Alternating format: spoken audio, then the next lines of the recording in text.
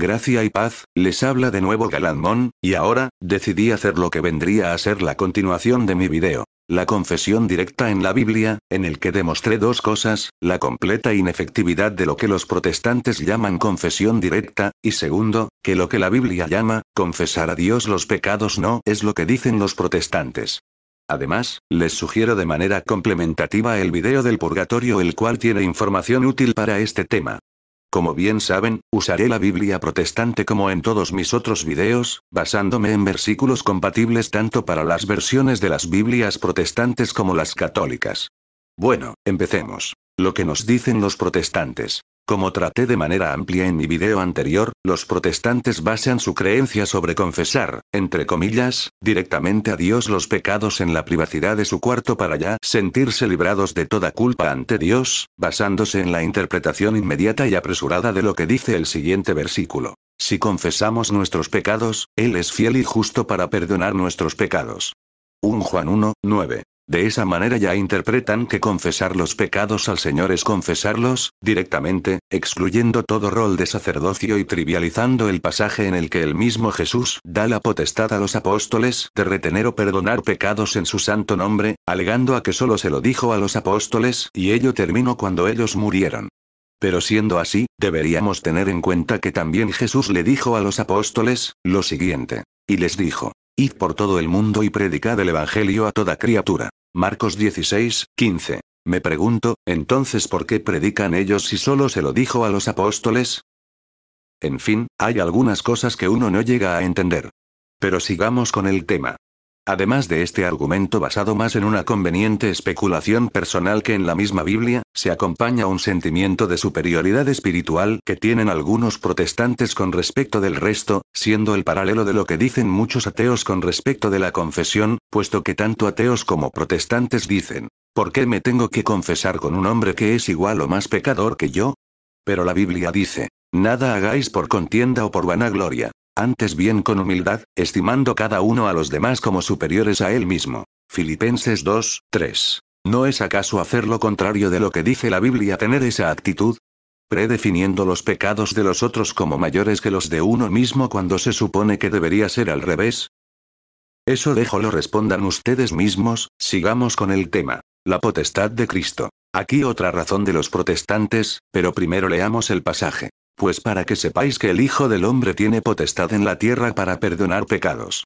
Mateo 9, 2, 6, Lucas 5, 24. Claramente, el Señor Jesús tiene la plena potestad de perdonar pecados, siendo Él Dios mismo, pero los protestantes, nuevamente, agregan la palabra solo, en sus mentes, cambiando lo que dice la Biblia sin necesidad de modificarla en una imprenta, puesto que ellos al agregar esa palabra en sus mentes, leen el pasaje de esta forma, alimentando la idea errada que tienen con respecto de la confesión mediante el sacerdocio. Pero ahora veamos lo que nos dice la Biblia con respecto de la facultad del hombre para poder perdonar los pecados en el nombre de Dios con la autoridad que le da Dios siendo ministros de él. El ministerio de la reconciliación. Veamos primero el pasaje que conocemos muchos y trivializan los protestantes. Entonces Jesús les dijo otra vez, paz a vosotros. Como me envió el Padre, así también yo os envío. Y habiendo dicho esto, sopló, y les dijo, recibid el Espíritu Santo.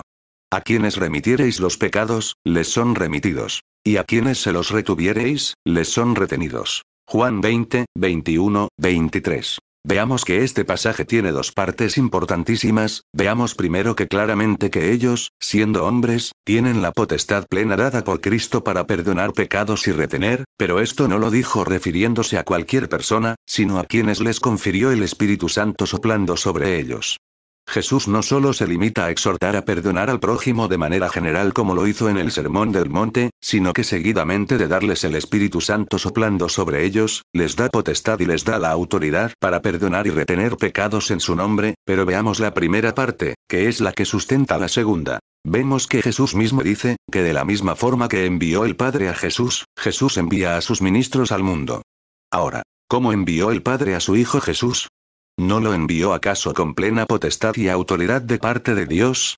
¿No envía acaso a sus ministros de la misma forma al mundo, con potestad, autoridad verdaderas con las mismas facultades que le dio el Padre a su Hijo? incluyendo la potestad de perdonar pecados, como dice además la cita de Mateo 9, 2, 6 y Lucas 5, 24, puesto que dice textualmente que, de la misma forma, Jesús envía al mundo a sus ministros. Pero, penosamente esto es trivializado por los protestantes y solo esto no serviría en su totalidad para fundamentar la confesión sacerdotal. Con este pasaje tan claro, debería terminar ahora mismo el video e irme al cine, jejeje, pero les presentaré aún más sustentos para este tema tan importante. Veamos lo que nos corrobora Cristo con respecto a la manera en cómo envió a sus ministros al mundo. Como tú me enviaste al mundo, así yo los he enviado al mundo. Juan 17, 18. La gloria que me diste, yo les he dado, para que sean uno. Juan 17, 22. Nuevamente, preguntamos. ¿No envió acaso el Padre a su Hijo al mundo con potestad plena de perdonar los pecados como dice el pasaje de Mateo 9, 2, 6? ¿Y no es acaso de la misma forma que Jesús envía a sus ministros? Con respecto a lo de la gloria, a pesar de saber que la interpretación que le dan se contradice con ese versículo, repiten el pasaje que supuestamente dice que Dios no comparte su gloria, a pesar que no diga eso sino algo distinto, para lo cual recomiendo también vean este video, cuyo link adjunto abajo. Ahora, veamos que los apóstoles habiendo recibido el Espíritu Santo, nos confirman que son verdaderos ministros de Dios. Si alguno habla, hable conforme a las palabras de Dios. Si alguno ministra, ministre conforme al poder que Dios da. 1 Pedro 4, 11, Colosenses 1, 25. Así, pues, ténganos los hombres por servidores de Cristo, y administradores de los misterios de Dios. 1 Corintios 4, 1. Dice explícitamente que Dios les dio poder y potestad de ministros, puesto que eso es coherente con la manera en cómo el Padre envió a su Hijo y cómo Él envía a sus ministros al mundo. Sigamos leyendo a qué tipo de ministerio se refiere. Y todo esto proviene de Dios, quien nos reconcilió consigo mismo por Cristo, y nos dio el ministerio de la reconciliación. Que Dios estaba en Cristo reconciliando consigo al mundo, no tomándoles en cuenta a los hombres sus pecados, y nos encargó a nosotros la palabra de la reconciliación. Así que, somos embajadores en nombre de Cristo. 2 Corintios 5, 18, 20. Jesús en el pasaje del Evangelio, donde les da el Espíritu Santo, les encomienda la labor de perdonar pecados en su nombre, cosa distinta a simplemente perdonar nosotros los pecados del prójimo, como nos exhorta en el Sermón del Monte y en muchas otras partes del Evangelio, puesto que aquí Jesús no exhorta a que nos perdonemos los unos a los otros, sino que aquí da verdadera potestad a sus ministros de tener el poder de parte de Dios, para en su nombre perdonar pecados. Luego, cabe preguntarse, ¿cómo es que Pablo dice que él también tiene el ministerio de la reconciliación? Pues por la imposición de manos, único medio por el cual se confiere autoridad y el poder del Espíritu Santo, incluso que se hacía desde el Antiguo Testamento sin el cual no se podía tener potestad alguna de parte de Dios. Quiero añadir, que debido a la íntima relación entre el conferir la potestad de perdonar pecados única y exclusivamente mediante la imposición de manos, y debido a lo amplio que es ese tema, lo trataré en otro video, que vendría a ser la continuación de este mismo. Sigamos con el tema. Las referencias en la Biblia. Veamos ahora lo que nos dice la Biblia sobre el hecho de que el perdón recibido de parte de Dios, cosa distinta a solo recibirlo del prójimo, es mediante el sacerdote, el cual es ministro de la reconciliación. Para que abras sus ojos, para que reciban, por la fe que es en mí, perdón de pecados y herencia entre los santificados. Hechos 26, 18. Por la fe que es en él, los demás, reciben perdón de pecados. Puesto que el ministro de Dios recibe esa potestad por su fe en Cristo Jesús, sin la cual nada de eso hubiera sido posible. Sigamos viendo. Y al que vosotros perdonáis, yo también. Porque también yo lo que he perdonado, si algo he perdonado, por vosotros lo he hecho en presencia de Cristo. 2 Corintios 2, 10. Vemos cómo Pablo aclara, que el perdón que recibieron ellos no es solo el perdón de parte de Pablo como prójimo, sino que el perdón que él les da es en presencia de Cristo, vale decir la absolución del pecado de parte de Dios, cosa distinta a simplemente recibir el perdón de parte del prójimo. Sigamos viendo. De este dan testimonio todos los profetas, que todos los que en él creyeren, recibirán perdón de pecados por su nombre. Hechos 10, 43. Nuevamente, se especifica que el perdón que recibieron no es de ellos simplemente como prójimo, sino que es el perdón en nombre de Dios, vale decir nuevamente, la absolución del pecado de parte de Dios en su plena facultad como ministro de la reconciliación que es, además, dice que los que creen en Él reciben perdón, cosa cierta, puesto que sin creer en Cristo, no se puede creer en su perdón ni mucho menos en la absolución que Él da mediante sus ministros. Sigamos viendo. ¿Está alguno enfermo entre vosotros? Llame a los ancianos de la iglesia. Y si hubiere cometido pecados, le serán perdonados. Santiago 5, 14, 15. Me pregunto. Si la iglesia es, únicamente, cualquiera que desee creer en Cristo, y para recibir el perdón de Dios por los pecados, se supone que basta confesarlos directamente a Dios, ¿cuál es la necesidad de llamar a los ancianos, o, presbíteros, que es lo mismo, de la iglesia, para ser perdonado? ¿No será porque para recibir el perdón de parte de Dios es necesario que un ministro autorizado por Dios mediante la imposición de manos nos dé la absolución para recién poder recibir el perdón de parte de Dios?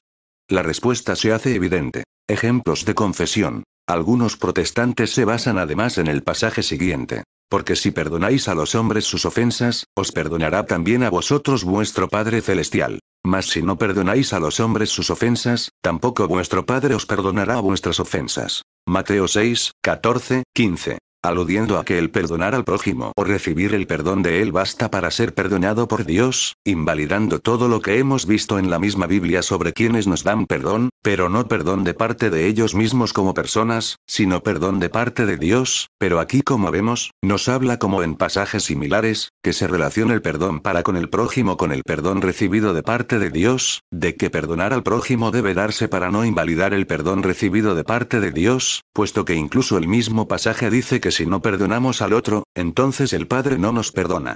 Cosa cierta, ya que de nada sirve el confesar nuestro pecado a Dios y recibir el perdón de su parte si tenemos en nuestro corazón odios, rencores, repudios contra nuestros hermanos, mas no dice que el recibir perdón de parte del prójimo es recibir el perdón en nombre de Cristo, invalidando totalmente lo visto antes, queriendo hacer creer que Jesús manda al mundo ministros que no sirven para nada, cuya labor no es necesaria, puesto que basta solo recibir perdón del prójimo o perdonarlo para que Dios nos perdone y punto. Veamos lo que dice Pablo y nos corrobora lo que decimos. Soportándoos unos a otros, y perdonándoos unos a otros si alguno tuviere queja contra otro.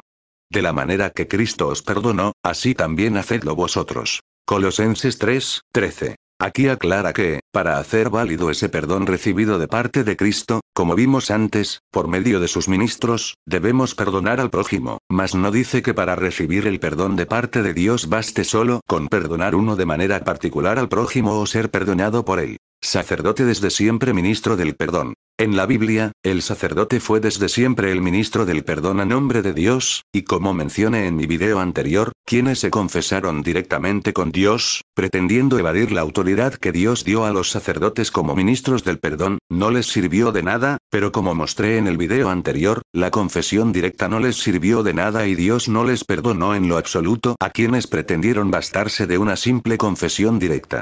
Pondré solo algunos ejemplos de la labor del sacerdote desde el Antiguo Testamento. Y hará de aquel becerro como hizo con el becerro de la expiación. Lo mismo hará de él. Así hará el sacerdote expiación por ellos, y obtendrán perdón. Levítico 4, 20, Levítico 4, 26. Y del otro hará holocausto conforme al rito. Así el sacerdote hará expiación por el pecado de aquel que lo cometió, y será perdonado. Levítico 5, 10, Levítico 4, 31, Levítico 4, 35. El sacerdocio no fue abolido. Como acabamos de ver, el sacerdote en el Antiguo Testamento era ministro del perdón, cosa que no cambió ni abolió Cristo como quieren hacer creer los protestantes, sino que al igual que a la ley, fue algo que perfeccionó. Porque cambiado el sacerdocio, necesario es que haya también cambio de ley. Hebreos 7, 12. Como vemos, Cristo no abolió el sacerdocio, incluso, veamos el siguiente pasaje. Entonces Jesús le dijo: mira, no lo digas a nadie, sino ve, muéstrate al sacerdote, y presenta la ofrenda que ordenó Moisés, para testimonio a ellos.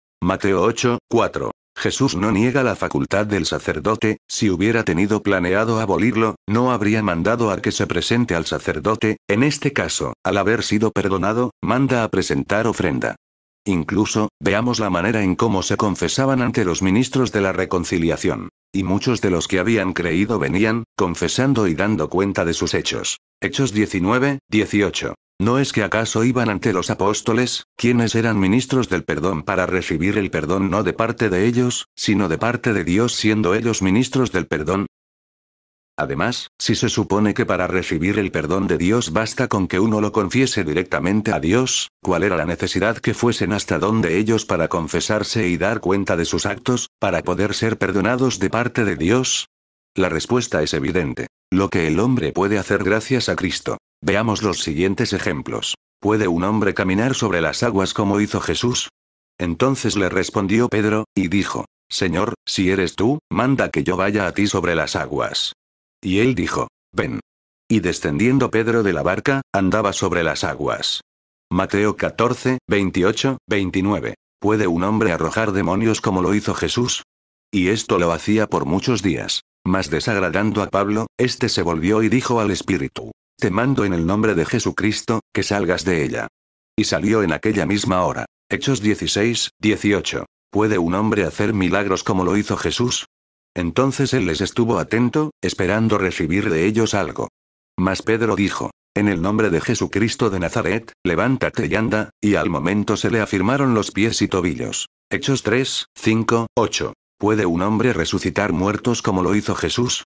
Y aconteció que en aquellos días enfermó y murió, oyendo que Pedro estaba allí, le enviaron 2 hombres, a rogarle. Entonces, sacando a todos, Pedro se puso de rodillas y oró. Y volviéndose al cuerpo, dijo: Tabita, levántate. Y ella abrió los ojos, y al ver a Pedro, se incorporó. Hechos 9, 37, 40. Finalmente, ¿puede un hombre perdonar pecados? ¿Por qué habla este así? Blasfemias dice. ¿Quién puede perdonar pecados, sino solo Dios? Marcos 2, 7. ¿Quiénes fueron los que dijeron eso? ¿Los cristianos o los fariseos? ¿Quiénes son los que dicen lo mismo hoy en día? Se los dejo para que lo piensen. Conclusión. Ni siquiera Cristo prescinde del hombre siendo él mismo Dios, sino que le invita a participar del plan de la salvación del hombre mismo, haciéndole partícipe de las potestades que él mismo tiene. ¿Por qué prescindió acaso Cristo, siendo Dios, de Juan el Bautista para ser bautizado? No. ¿Prescindió acaso de los apóstoles para su plan de evangelización a las naciones? No. ¿Prescindió de María para poder nacer como verdadero hombre y verdadero Dios? No.